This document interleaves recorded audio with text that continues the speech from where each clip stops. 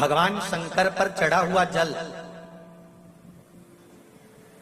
शिव जी पर समर्पित किया हुआ जल, थोड़ा सा जल उसमें से बचा हुआ शिव मंदिर से लाया हुआ कुंदकेश्वर महादेव के नाम का जल पीपल के वृक्ष के नीचे चढ़ा देने पर किसी भी ग्रह, चाहे शनि बेकार चल रहा हो, चाहे राहु बेकार चल रहा हो, चाहे केतु बेकार चल रहा हो, चाहे बुध हो, चाहे बृहस्पति हो, कोई भी ग्रह, नवग्रह में से कोई भी ग्रह अगर आपका बेकार चल रहा है, आपने शिव मंदिर में गए, शंकर जी पे चढ़ा हुआ, शंकर जी पे जल समर्पित करा, उसी कलश में थोड़ा सा जल बचा लीजिए और वो जल लाकर आपने पीपल के दे दिया है कुंदकेश्वर महादेव के नाम से, ग्रह अपने आप अनुकूल होने लगे। ये दो जगह पर काम करता है, ध्यान दीजिएगा जरा। कुंदकेश्वर का नाम दो जगह काम करता है, एक औषधि के लिए, एक क्रोध के लिए।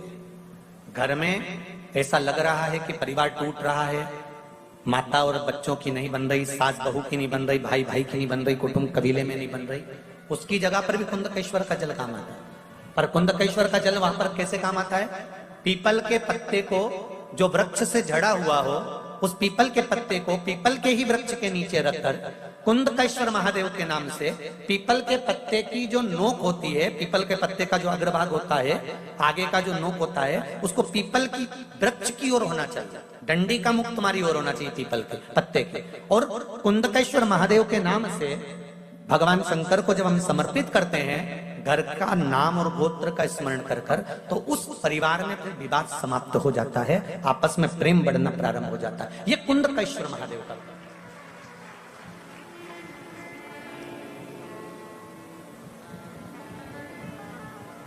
शिव भक्ति की ओर अग्रसर महाराज।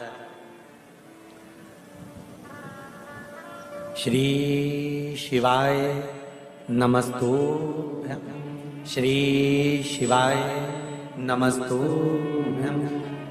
शिव कथा कर रही है, मां जगतजननी जगदम्बा माता पार्वती ने स्मरण किया, भगवान शंकर को निवेदन किया, और निवेदन कर कर नवग्रह शिव महापुराण का जो स्मरण अपन कर रहे हैं उसका एक आनंद, पीपल के वृक्ष की जड़ में कुंदकेश्वर महादेव के नाम से जल समर्पित कर कर सुख प्राप्ति का भाव दर्शन। आगे वर्णन किया महाराज। पार्वती जी ने शिव जी से कहा, प्रभु हे भोलेनाथ, हे त्रिकालदर्शी, हे कैलाशी, हे अविनाशी,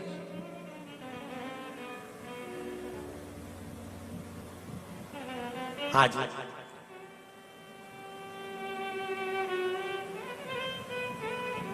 दनु के पुत्र रम और करम, ये दोनों बड़े प्रबल हैं, इनके घर में संतान नहीं है।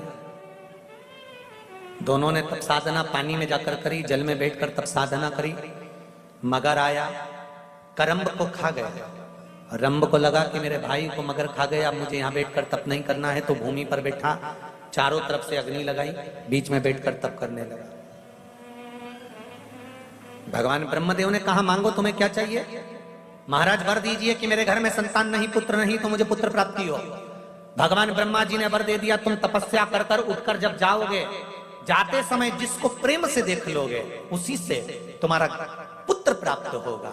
रंब उठकर जब जाने लगा, जाते समय एक महिष, एक भैंस निकल कर जा रही थी, और रंब ने उस महिष को प्रेम से देख लिया।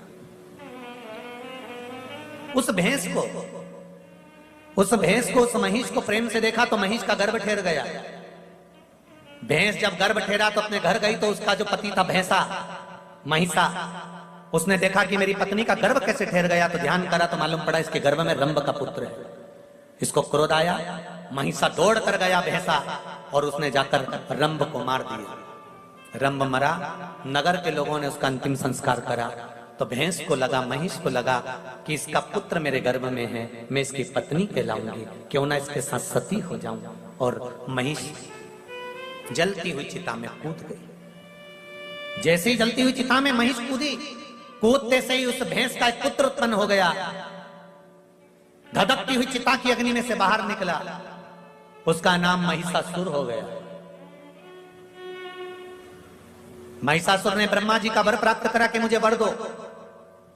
मैं किसी के हाथ से ना मरूं। ब्रह्मा जी ने कहा ऐसा नहीं हो सकता, मरना तो पड़ेगा, तो अगर वर दीजिए, अगर मरूं तो किसी स्त्री के हाथ से मरूं। तथास्तु कह दिया। महिषासुर ने चारों तरफ हाहाकार मचा दिया, कोई उसको मारने वाला नहीं था। तब देवाधिदेव महादेव के पास में जाकर निवेदन करा, आप कुछ करिए और इस महिषासुर को मार दीजिए। शिवजी ने कहा कि महिषासुर को तो स्त्री मारेगी, लक्ष्मी जी से जाकर कह दो लक्ष्मी जी मार दे। भगवान विष्णु ने कहा लक्ष्मी जी नहीं मार सकते। क्यों? क्योंकि लक्ष्मी जी में इतना बल नहीं कि वो महिषासुर को मार सके। क्यों? क्योंकि लक्ष्मी जी में जो बल था, माता लक्ष्मी ने अपने पति को श्राप देकर उस बल से मुक्त हो चुकी है। बल से मुक्त? हाँ, एक बार माता लक्ष्मी श्रृंगार कर रही थी और भगवान विष्णु का आगमन हो गया।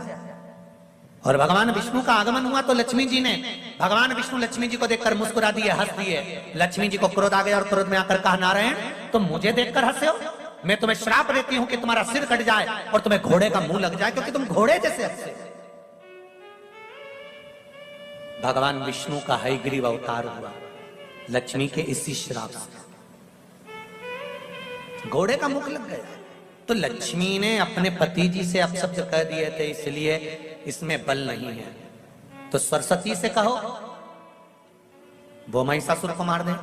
सरस्वती में भी वो बल नहीं है कि वो महिषासुर को मार दे, क्योंकि एक बार ब्रह्मा जी यज्ञ कर रहे थे, उस यज्ञ में ब्राह्मण कह रहे थे जल्दी से सरस्वती को लेकर आओ, बीणा देवी को लेकर आओ। ब्रह्मा जी बार बार जाकर कहते बीणा चलो, सरस्वती चलो, सरस्वती चलो, देवी चलो, ब्रह्मणी चलो, पर सरस्वती देवी नहीं गई। ब्राह्मणों ने कहा यज्ञ का मुहूर्त निकल रहा है, ब्रह्मा जी कुछ तो करना पड़ेगा। ब्रह्मा जी ने कहा आपको जो करना है करो। तभी ब्राह्मणों ने गाय को खड़ा करा, गौ माता को खड़ा कर कर ब्राह्मण वेद की ध्वनि करने लगे। ब्राह्मण जब वेद की ध्वनि करने लगे, गाय को खड़ा कर कर जब वेद की ध्वनि करी, तो गौ माता के मुख से वेद माता गायत्री को प्रकट कर लिया। और ब्राह्मणों ने